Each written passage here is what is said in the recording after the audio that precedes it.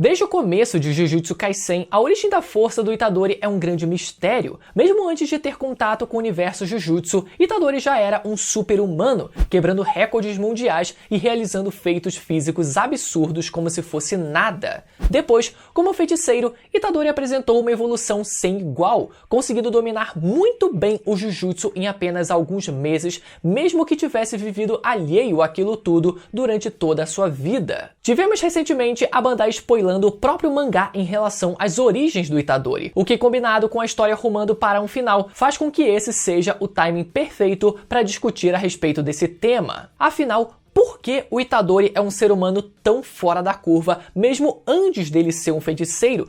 Por quê? De todas as pessoas do planeta, o Kenjaku quis possuir especificamente o corpo da mãe do Itadori. Vocês já pararam para pensar nisso?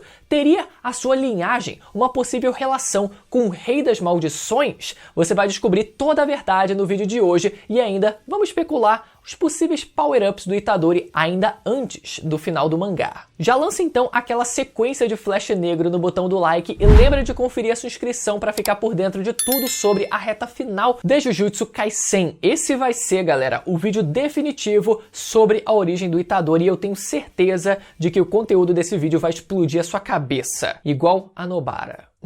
E falando em linhagem, todo mundo sabe que o Satoru Gojo tem uma genética dos deuses. Além do cara nascer bonito, ainda nasceu extremamente poderoso. Só que a genética também pode acabar ferrando com a gente. A calvície, por exemplo, atinge cerca de 50% dos homens. Isso significa que metade de vocês que estão assistindo aí tá ferrado. Ainda bem que eu não.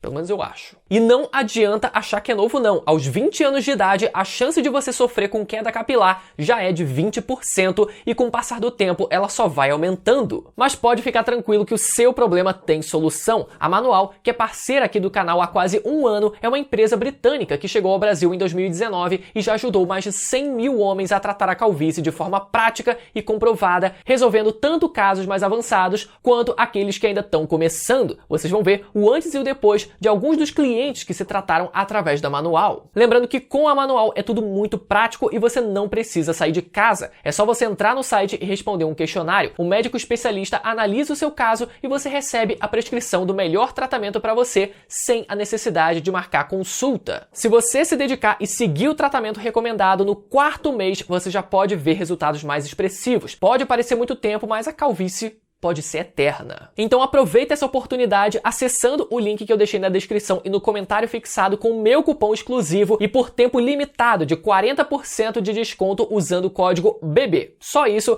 válido para o seu primeiro pedido, entrega super discreta e frete grátis até a sua casa. Quanto antes você começar melhor, então bora começar a se cuidar hoje. Primeiro vamos falar do elefante na sala, a Bandai. Para quem não ficou sabendo a respeito, na divulgação de alguns action figures de Jujutsu Kaisen, mais especificamente uns figures do Itadori e do Sukuna, eles confirmaram que o Itadori seria um descendente do Sukuna. Para começar, o quão relevante, o quão a sério a gente deveria levar isso? E eu acredito que bastante. A Bandai, galera, é detentora dos direitos de quase todas, se não todas as obras da Shueisha, e essas informações para divulgação vêm lá de cima, e não seria a primeira vez que um produto vaza informações na história. Na Marvel, inclusive, isso é o que mais acontecia, não é verdade? Por isso eu acho justo tratar isso como uma verdade até que se prove o contrário. Mas vamos desenvolver isso. Já é um fato estabelecido através do fanbook que Sukuna não tinha esposas e nem filhos, ou seja, não existe nenhum descendente direto do rei.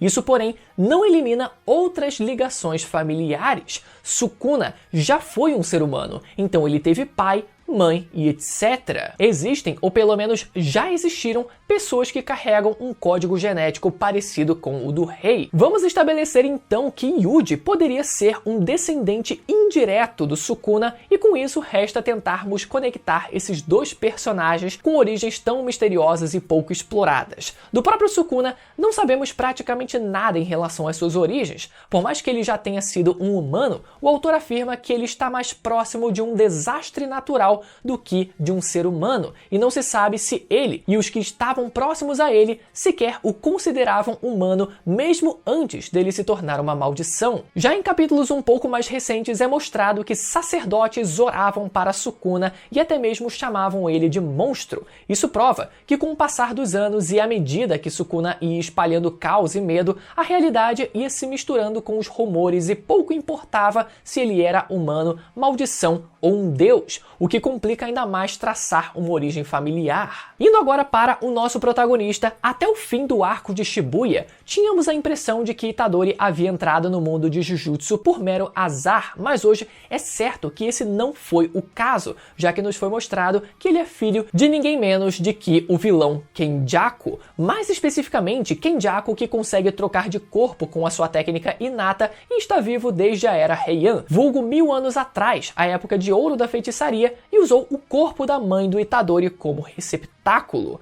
E por mais bizarras que sejam as implicações disso, com o Kenjaku possuindo uma mulher e, sei lá, ficando de 4 pro pai do Itadori e possivelmente gostando da experiência, uma coisa é fato: Kenjaku não daria tudo de si para fazer com que Itadori nascesse sem que ele tivesse um papel muito crucial nos seus planos. Isso por si só já poderia explicar o físico absurdo do Itadori e a sua capacidade de servir de receptáculo para o Sukuna e ainda conseguir suprimi-lo dentro de si, já que o Kenjaku poderia ter feito todo tipo de alteração e experimento com o garoto ainda no ventre. Mas ainda fica uma pergunta: por que especificamente a mãe do Itadori? A ideia de que a mãe do Itadori seria uma qualquer já caiu por terra. Feiticeiros são uma parcela muito ínfima da população geral e dentre os feiticeiros nem todos eles possuem uma técnica inata, e mesmo assim nos foi confirmado que Kaori, mãe do Yuji, possuía uma técnica inata chamada sistemas antigravidade. Concluímos então que a mãe do Yuji tem descendência xamã, apesar de não sabermos se ela, antes de morrer e ter o seu corpo tomado pelo Kenjaku, tinha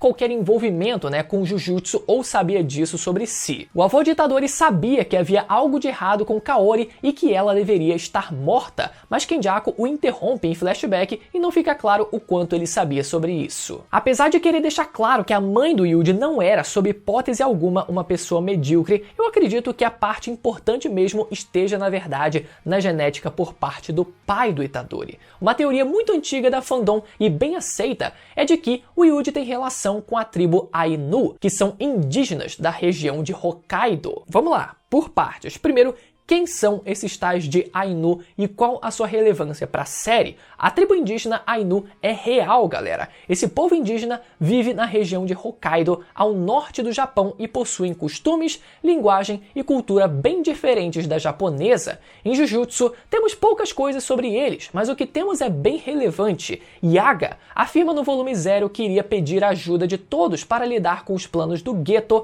então ele cita os maiores potenciais de Jujutsu: os alunos formados, os 3 grandes clãs e a tal Associação Jujutsu dos Ainu. No fim das contas, eles não mandam nenhum representante, mas já fica claro qual a importância dessa tribo reclusa, tendo poder suficiente para ser citada junto dos 3 grandes clãs e dos feiticeiros formados que a gente conhece. Outro momento que destaca a sua importância é na explicação do jogo do abate, quando nos é mostrado todas as barreiras erguidas pelo Kenjaku para sediar as colônias. Há um certo destaque para o fato de Hokkaido não ter sido afetada diretamente pelo jogo, já que é uma terra sagrada. E o que isso tudo tem a ver com Itadori, afinal? Uma parte muito forte da cultura Ainu é a literatura oral, onde o destaque vai para os Yukar. Os Yukar são histórias épicas passadas oralmente entre os membros desse povo. Dentre eles, o mais importante é o Kutune Shirka, ou em japonês,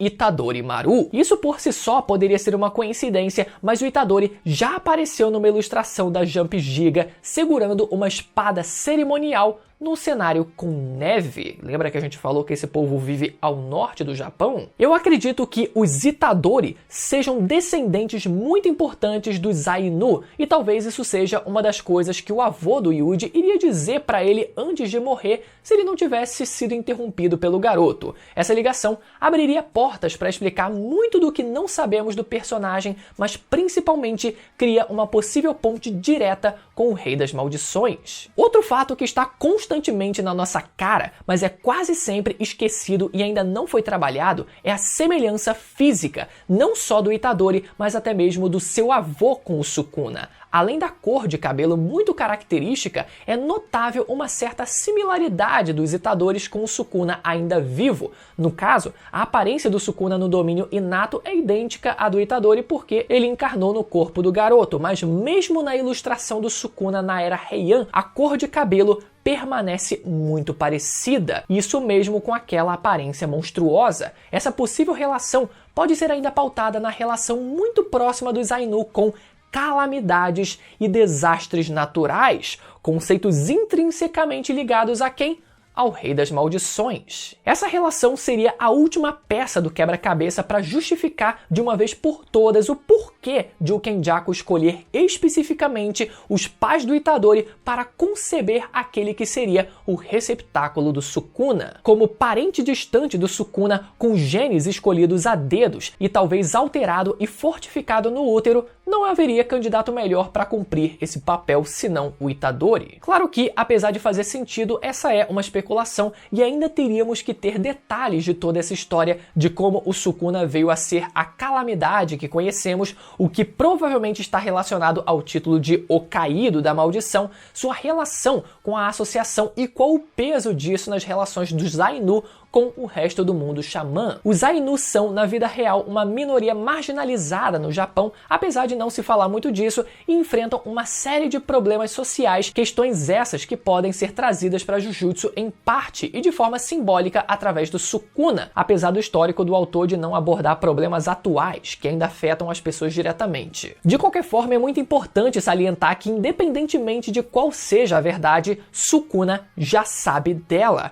Ao ver a grande explosão de poder do Itadori após a troca de receptáculos, Sukuna se questiona de onde veio tanta força e logo em seguida já associa aquilo a Kenjaku, o chamando de perverso. Enfim, existem diversas teorias para explicar qual seria a relação exata entre o Yuji e Sukuna, mas essa particularmente é uma das minhas favoritas, principalmente agora com essa confirmação por parte da Bandai, e por isso eu acho que vale também falar sobre quais vão ser os próximos passos para a evolução do Itadori, já que vem sendo um tópico muito debatido, né, e muito aguardado, na verdade, desde sempre. O tópico que eu vejo mais discussões é em relação a qual seria a técnica do Yuji, se ele tem uma ou não, e eu acho que vale a pena falar um pouco disso, porque eu vejo um pessoal um pouco confuso em relação a esse tópico. Já foi estabelecido pelo Gojo, no começo da série, que o potencial de um feiticeiro vem 80% de habilidades inatas, ou seja, as técnicas inatas que já nascem gravadas no cérebro de feiticeiros. Dito isso, Gojo diz com todas as letras que Yuji não seria capaz de usar feitiços, e ninguém melhor para afirmar isso do que o usuário dos 6 olhos. Por isso, é quase certo que Yuji não tenha nenhuma técnica, apesar da sua descendência xamã, a não ser que o que sabemos sobre técnicas e sobre o próprio Yuji mudem drasticamente. Porém, Gojo também afirma que Yuji teria o seu corpo marcado pelas técnicas do Sukuna, o que, se aconteceu ainda, não vimos se manifestar de forma explícita. Talvez a única dica que temos é o dedo do Sukuna aparecer cortado depois da sua luta contra o Itadori. Será que o Itadori já estava usando as técnicas de corte do Sukuna? Então eu ainda acredito, assim como muita gente, que o grande power-up do Yuji vai ser, sim, ele usar as técnicas do Sukuna, nem que seja de uma forma adaptada, o que já eleva muito o status do personagem dado os seus mais recentes feitos absurdos de força física e aumento de energia amaldiçoada. Agora, outro ponto que eu vejo a galera talvez se confundindo um pouco é sobre ele ter comido as outras pinturas da morte e possivelmente outros objetos amaldiçoados. As consequências disso são mais simples do que muitos teorizam. Como o próprio Gege disse respondendo perguntas no fanbook, caso Itadori comesse uma pintura da morte, o objeto provavelmente só seria transformado em energia devido à sua resistência natural a maldições. Ou seja, Itadori dizendo que comeria o que fosse preciso para derrotar o Sukuna é provavelmente literal e vai ocasionar num buff bem direto ao ponto, que é mais energia amaldiçoada ainda. Vamos então, esperar para ver se tudo isso que a gente discutiu aqui vai se confirmar ou não até o final do mangá.